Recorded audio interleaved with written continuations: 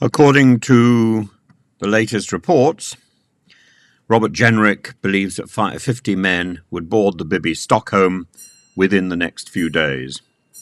And I find this extraordinary. He's told Sky News, "We hope that the first migrants will go on to the boat in the coming days. I'm not going to give you an exact date, but very soon. For security reasons, we prefer not to give the dates on which individuals arrive. You won't have to wait too long. This is an important first step forwards."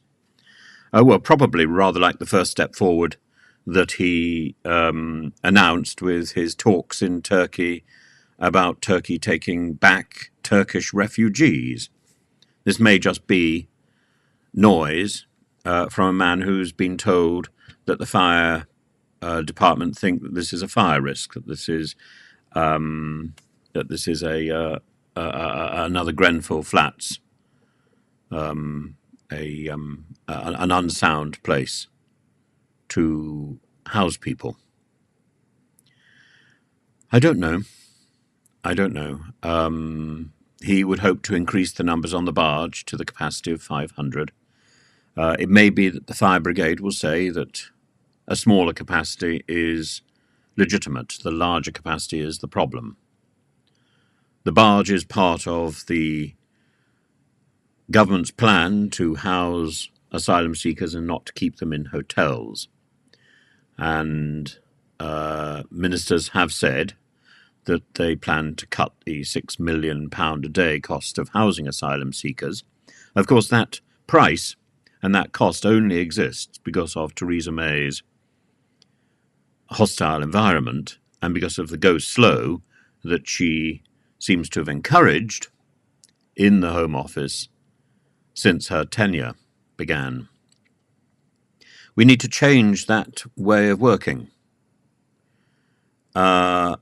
Stephen Kinnock has suggested that when Labour comes into power, the barges will continue. I can't possibly endorse that. I think the barge is an appalling idea.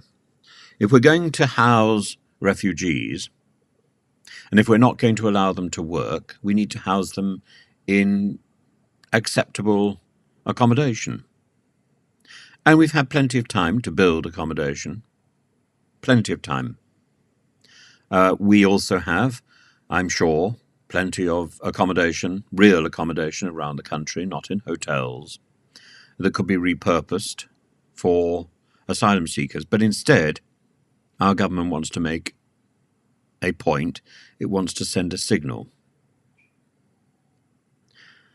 And the problem, I'm afraid, is that the Labour Party is going to pick up a lot of the stuff from the present government and feel that the present government has done all the dirty work, and the Labour Party is not going to change that. So Yvette Cooper has said that she would not be immediately able to shut down these sites. Kinnock says he doesn't want to. Kinnock says the reality is that we've got tens of thousands of people in hotels. We need to get them out of hotels, and we need to get them off the barges and out of the military camps too. Well, he's changing his tone there a little. Actually, what we need to do is to put them into proper accommodation. And that could be as simple as student accommodation. There are ways forward. But giving people security, giving people pride in themselves, giving people an opportunity to make a contribution to our country, these are the priorities. And I think a new government probably will see the sense of giving asylum seekers, migrants, the opportunity to work as soon as possible. That means processing their applications at least in some form quickly to make sure that they are safe. That is part of the process. But we must avoid sending these spurious messages by acting as cruelly as we possibly can.